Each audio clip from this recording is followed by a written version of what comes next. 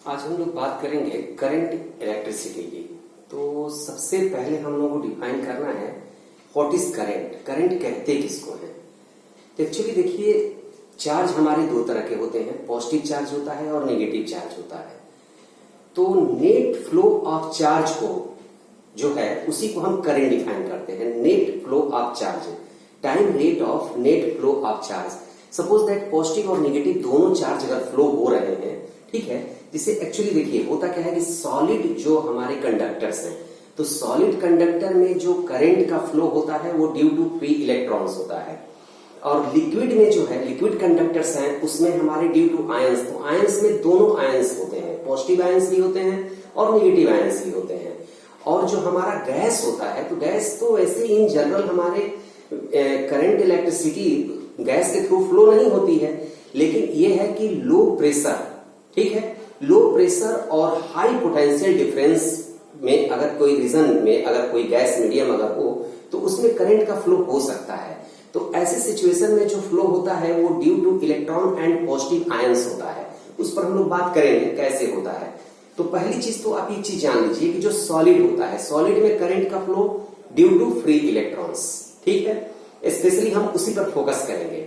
Liquid में जो current का फ्लो होता है वो due to positive and negative both ions होता है, और in gas due to free electrons and positive ions, ठीक है। तो अब देखिए, जैसे मान लीजिए कि ये दो पॉइंट हमारे हैं ए और बी, तो ए और B, A to B, B to A अगर चार्ज का फ्लो हो रहा है, सपोज दैट ये 10 coulomb charge plus 10 coulomb charge A to B flow हुआ 1 सेकेंड में। हम ए टू बी का जो टाइम, हम इसको समझने के लिए, करंट को समझने के लिए हम ऐसा करते हैं कि ए टू बी या बी टू ए जो चार्ज का फ्लो हो रहा है उसका टाइम हम 1 सेकेंड हम सपोज कर ले रहे हैं। तो ए टू बी 10 कूलम का चार्ज फ्लो हुआ, और B to A at the same instant जो है ये प्लस 5 कूलम का चार्ज, प्लस 5 कूलम का चार्ज फ्लो हुआ। तो एक्चुअली देखिए यहां पर 10 कूलम लेफ्ट टू राइट और 5 कूलम राइट टू लेफ्ट। तो नेट चार्ज अगर आप ऐसे देखिए तो 10 कूलम ए टू बी गया और वहां से और 5 कूलम जो है बी टू ए आ गया। तो नेट जो फ्लो है वो 5 कूलम चार्ज का ही हुआ है, ठीक है। तो यहां पर 5 कूलम चार्ज ही A to B net flow हुआ। तो यही जो है हमारा time rate of flow of net charge, इसी को हम करंट डिफाइन करते हैं। तो करंट हम डिफाइन करेंगे time rate of flow of net charge. ध्यान दीजिए, time rate of flow of net charge हम करंट डिफाइन करते हैं। तो अगर मान लीजिए in a short interval of time, delta T, let flow of current is delta q, तो therefore average current ये हमारा जो होगा इसको हम I एवरेज से रिप्रेजेंट कर सकते हैं। स्मॉल आई से रिप्रेजेंट करिए या कैपिटल आई से रिप्रेजेंट करिए, ये कोई मैटर नहीं है, ठीक है। तो I एवरेज जो होगा वो हमारा delta q by delta T होगा। तो ये एवरेज करंट, हम टोटल चार्ज कितना फ्लो हुआ और कितने टाइम इंटरवल में फ्लो हुआ, अगर ये रेशियो अगर हम कंसीडर करें तो ये हमारा एवरेज चार्ज एवरेज करंट का कैलकुलेशन होगा। अगर हमें इंस्टेंटेनियस अगर करंट अगर फाइंड आउट करनी है, ठीक है, तो हम उसके लिए क्या करेंगे, हम इसकी लिमिट कंसीडर करेंगे when delta t tending to 0। तो to find the instantaneous current take limit, तो I is equal to limit delta t tending to 0 delta q by delta t, and this can be written as what, d q by d t. तो charge का जो है time derivative, ठीक है, ये हमारा जो है ये ही हमारा करंट होता है। तो इंस्टेंटेनियस करंट हमारा D q by d T है। तो इस तरह से हम एवरेज करंट और इंस्टेंटेनियस करंट को डिफाइन करते हैं। तो अब देखिए यहां पर एक्चुअल में एक बात बता दूं कि ये जो करंट है, ठीक है, तो करंट हमारा जो है इसका जो यूनिट होता है कूलम पर सेकेंड, और इसी को हम एम्पियर डिफाइन करते हैं। तो 1 एम्पियर जो करंट होता है ये 1 कूलम, ये 1 1 कूलम पर सेकेंड हम डिफाइन करते हैं। तो अगर 1 कूलम का चार्ज 1 सेकेंड में अगर फ्लो हो रहा है तो उस करंट की इंटेंसिटी को, ठीक है, हम 1 एम्पियर हम मेजर करेंगे। तो करंट का यूनिट जो एम्पियर है ये फंडामेंटल यूनिट है। ध्यान दीजिएगा, करंट हमारा जो है, इलेक्ट्रिक करंट जो है ये फंडामेंटल क्वांटिटी है और उसकी यूनिट ये एम्पियर जो है ये हमारा फंडामेंटल यूनिट है। तो 1 एम्पियर हम डिफाइन करते हैं 1 कूलम पर सेकेंड। तो अब देखिए चार्ज ये जो है क्या कहते हैं, चार्ज हमारे दो तरह के हैं, पॉजिटिव और निगेटिव, ठीक है। तो इस तरह से फ्लो हमारा पॉजिटिव चार्ज का भी हो सकता है, फ्लो हमारा निगेटिव चार्ज का भी हो सकता है। तो अब करंट का जो डायरेक्शन होता है हम उस डायरेक्शन को क्या लेंगे, तो यहां पर देखिए बाय कन्वेंशन पॉजिटिव चार्ज के डायरेक्शन को ही करंट का डायरेक्शन माना गया है, या निगेटिव चार्ज के फ्लो का अपोजिट डायरेक्शन करंट का डायरेक्शन है। तो ये पॉजिटिव चार्ज है तो इसके फ्लो का अगर डायरेक्शन ये है तो करंट का डायरेक्शन भी यही होगा, ध्यान दीजिएगा। लेकिन अगर निगेटिव चार्ज का फ्लो का डायरेक्शन अगर ये है तो करंट का डायरेक्शन उसका अपोजिट डायरेक्शन होगा। तो निगेटिव चार्ज के फ्लो का अपोजिट डायरेक्शन और पॉजिटिव चार्ज के फ्लो का डायरेक्शन ये हमारा करंट का डायरेक्शन होता है। तो और करंट, एक बात ध्यान दीजिए, आप देख रहे हैं कि इसमें मैग्नीट्यूड भी है और इसमें डायरेक्शन भी है, तो क्या ये वेक्टर क्वांटिटी है? बट ऐसा नहीं है, करंट हमारी वेक्टर क्वांटिटी नहीं है, करंट हमारी जो है स्केलर है, ठीक है। और स्केलर है तो देखिए वेक्टर होने के लिए जैसे मैग्नीट्यूड होना चाहिए और उसकी जो है डायरेक्शन होना चाहिए और वो क्या कहते हैं वेक्टर एडिशंस लॉज को फॉलो भी करने चाहिए। तो डेफिनेटली इसमें 2 कैरेक्टर है तो डेफिनेटली हमारा थर्ड कैरेक्टर इसका नहीं होगा। ये हमारे वेक्टर लॉस ऑफ एडिशन को करंट फॉलो नहीं करता, इसलिए करंट हमारी स्केलर है। जैसे मान लीजिए कि ये कोई एक ये वायर है और इससे 10 एम्पियर की करंट आ रही है और इस वायर में करंट हमारी 7 एम्पियर की चली गई, तो डेफिनेटली इस वायर में हमारी करंट जो होगी वो 3 एम्पियर ही होगी। तो इन दोनों वायर के बीच का इंक्लाइनेशन कुछ भी हो इससे हमें कोई फर्क नहीं पड़ता। Total incoming current at the junction अगर 10 एम्पियर है तो टोटल आउटगोइंग करंट भी हमारी 10 एम्पियर भी होगा। ये law of conservation of charge है, ठीक है। तो इस पॉइंट पर 1 सेकेंड में कितना चार्ज आया उतना ही चार्ज वहां से फ्लो भी होगा। तो 10 कूलम का चार्ज आया 1 सेकेंड में तो 10 कूलम चार्ज जाएगा, अगर 7 इसमें चला गया तो इसमें 3 जाएगा। तो ये law of conservation of charge है, ये बात एकदम क्लियर रही है। तो यहाँ पर इन दोनों ब्रांच के बीच जो भी एंगल हो इससे कोई फर्क नहीं पड़ता। 10 एम्पियर करंट इसमें है, 7 इसमें है तो 3 ही इसमें होगा। ये दोनों हमारे branches normal to each other हो, एक्यूट एंगल हो, ऑब्ट्यूज एंगल हो, इससे कोई फर्क नहीं पड़ता। तो इसलिए करंट के लिए एकदम क्लियर रहिएगा कि करंट हमारी स्केलर क्वांटिटी है, ये वेक्टर जैसी इसमें कोई बात नहीं है, ठीक है। डायरेक्शन है, मैग्नीट्यूड है, बट वेक्टर नहीं है। और एवरेज करंट और इंस्टेंटेनियस करंट के फर्क को आप समझिए, ठीक है। एवरेज के लिए हम टोटल टाइम इंटरवल के लिए हम ये कंसीडर करेंगे और इंस्टेंटेनियस करंट हम पर्टिकुलर एट एनी इंस्टेंट को करंट की इंटेंसिटी क्या है उसको मेजर करने के लिए हम इसको यूज करेंगे। तो ये हमारा करंट का एक कॉन्सेप्ट हुआ। हम आते हैं अपने इनिशियल एग्जांपल पर, जिस एग्जांपल पर हम बात कर रहे थे। तो यहाँ पर हम जैसे कि हमने आपको बताया यहाँ पर कि जैसे कि ए से बी जो हमारा चार्ज का जो मूवमेंट हो रहा है हम सपोज कर ले रहे हैं कि 1 सेकेंड में हो रहा है।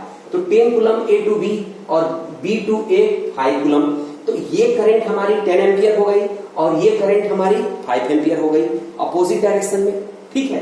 तो नेट फ्लो चार्ज का कितना हुआ, 5 कूलम हुआ, तो नेट करंट हमारी 5 एम्पियर हुई।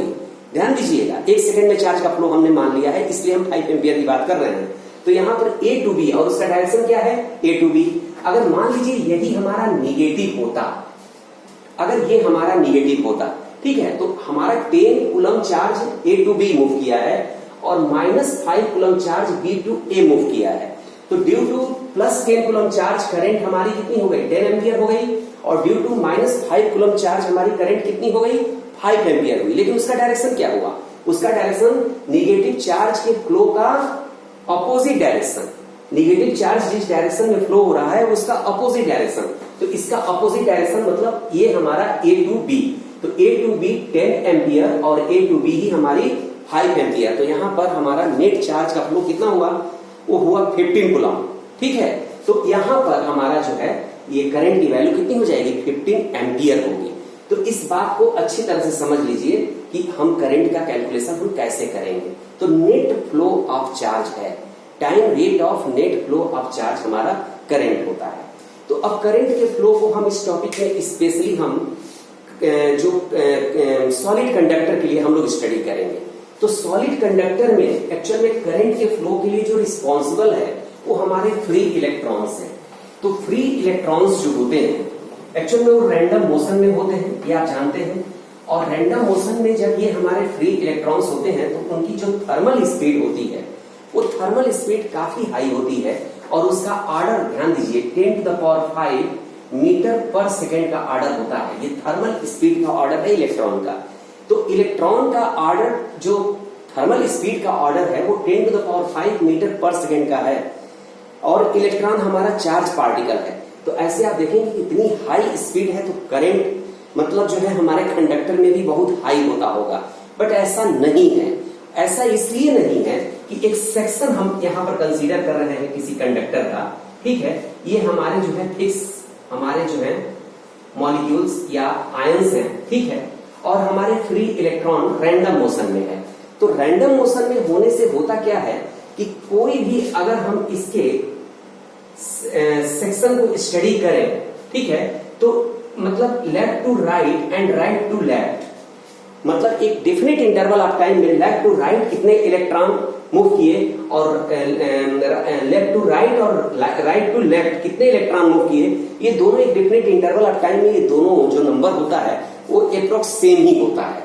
तो यहाँ पर इलेक्ट्रॉन जब ये रैंडम मोशन में होते हैं तो उनका कोलिजन होता है हमारे जो फिक्स आयंस या हमारे मॉलिक्यूल्स या एटम्स जो भी हैं उससे इनके कोलिजन्स होते रहते हैं। तो कोलिजन होने की वजह से क्या होता है कि उसका जो डायरेक्शन होता है और उसकी जो स्पीड होती है वो दोनों चेंज होती रहती है। तो इस तरह से इसमें कह सकते हो आप कि किसी एक पर्टिकुलर डायरेक्शन में नेट फ्लो हमारे फ्री इलेक्ट्रॉन्स का नहीं होता, इसलिए किसी तरह का कोई नेट करंट हमारी नहीं होती है, ठीक है।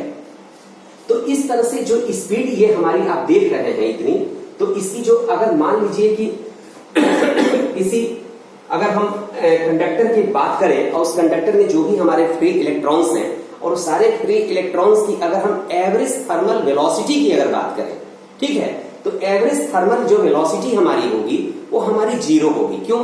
इसलिए कि नेट फ्लो हमारा क्या है, नहीं है, रैंडम मोशन में है। तो ड्यू टू रैंडमसिटी आप कह सकते हैं। तो यहां पर एवरेज जो वेलोसिटी है, थर्मल वेलोसिटी है, वो हमारा 0 होगा। इस तरह से इसमें कोई मतलब जो है चार्ज का फ्लो नहीं हो रहा है। तो इलेक्ट्रॉन जब मूव कर रहे हैं रैंडम मोशन में है तो उनके हमारे कोलिजन्स भी हो रहे हैं। तो बिटवीन टू सक्सेसिव कोलिजन, जैसे मान लीजिए इलेक्ट्रॉन यहां से आया, इससे आकर के इसको हिट किया, यहां से इसको आके हिट किया, यहां से इसको आके हिट किया, तो ऐसे यहां से आया इसको हिट किया। तो इस तरह से जो रैंडम मोशन होते हैं तो बिटवीन टू सक्सेसिव कोलिजन जो डिस्टेंस इलेक्ट्रॉन कवर करती है इसको एक्चुअल में हम कहते हैं फ्री पाथ। ध्यान दीजिए, फ्री पाथ हम इसको डिफाइन करते हैं फ्री पाथ से, ठीक है।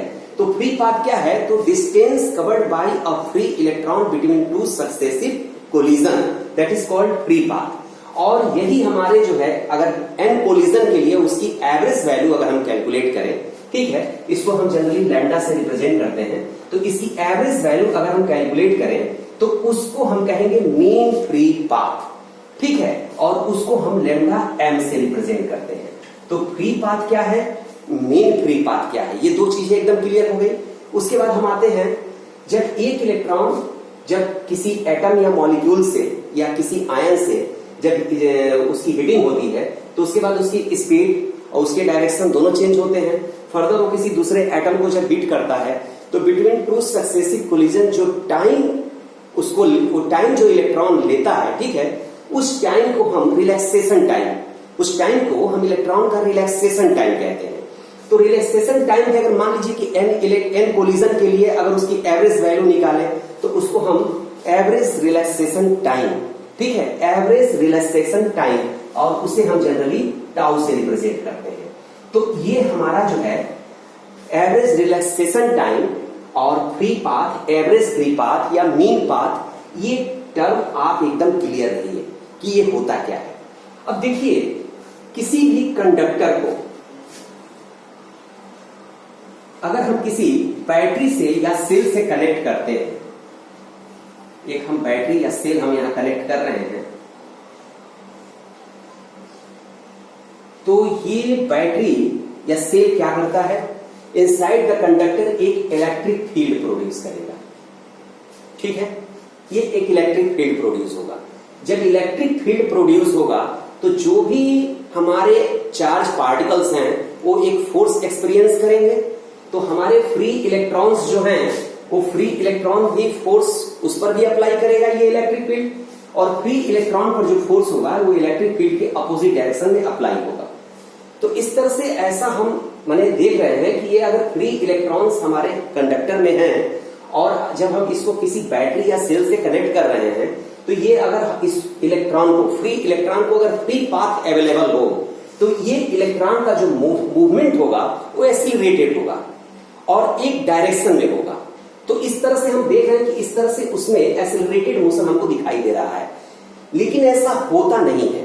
होता यह है कि जब हम किसी बैटरी से जब हम किसी कंडक्टर को कनेक्ट करते हैं तो जो फ्री इलेक्ट्रॉन्स है उस पर फोर्स डेफिनेटली अप्लाई हो रहा है, लेकिन होता क्या है कि जैसे ही कोई इलेक्ट्रॉन एक्सीलरेट हुआ, ठीक है, उसकी जो है किसी एटम, फिक्स एटम या मॉलिक्यूल या आयन से उसकी हीटिंग हो जाती है, और इस तरह से वो जितनी एनर्जी मतलब जो है कंज्यूम करता है बैटरी से, ठीक है, या जो एनर्जी रिसीव करता है वो हीटिंग के थ्रू उस एनर्जी का लॉस हो जाता है।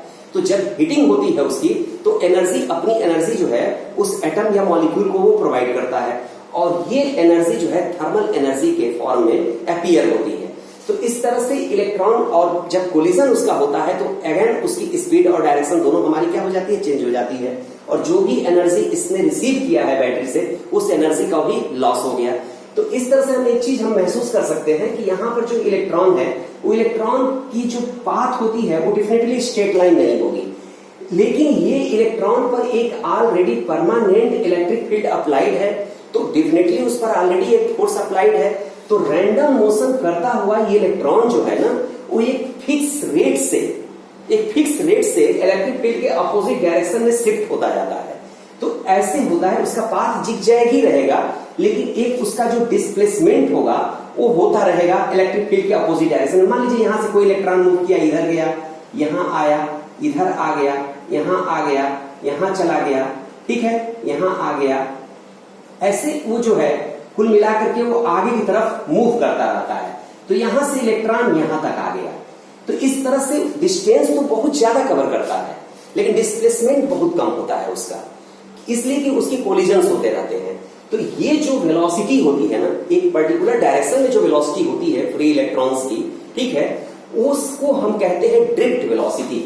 इस वेलोसिटी को कहते हैं ड्रिफ्ट वेलोसिटी कहते हैं, और इसका जो ऑर्डर होता है वो 10⁻⁻⁴ मीटर पर सेकेंड का होता है ड्रिफ्ट वेलोसिटी का। तो ड्रिफ्ट वेलोसिटी का जो ऑर्डर है 10⁻⁻⁴ सेकेंड का होता है, ठीक है। तो अब जो है हमें ड्रिफ्ट वेलोसिटी के लिए एक्सप्रेशन फाइंड आउट करना है, जो हम लोग अगले लेक्चर में करेंगे। Thank you.